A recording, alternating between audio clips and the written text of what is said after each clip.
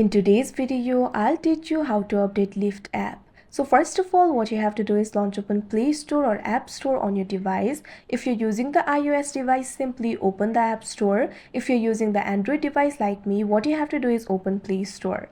Now once you open Play Store, tap on the search icon that you can see at the bottom right corner of your screen. Now after you do that, tap on the search bar that you can see at the top. Now what you have to do is search for Lyft. Now you'll be able to see the results over here. Find the application for Lyft and tap on it. Now you can see over here, you'll be led to this kind of interface. You'll be able to find two options over here: uninstall and update. If your application is already updated, instead of update option, you'll be able to find the option for open.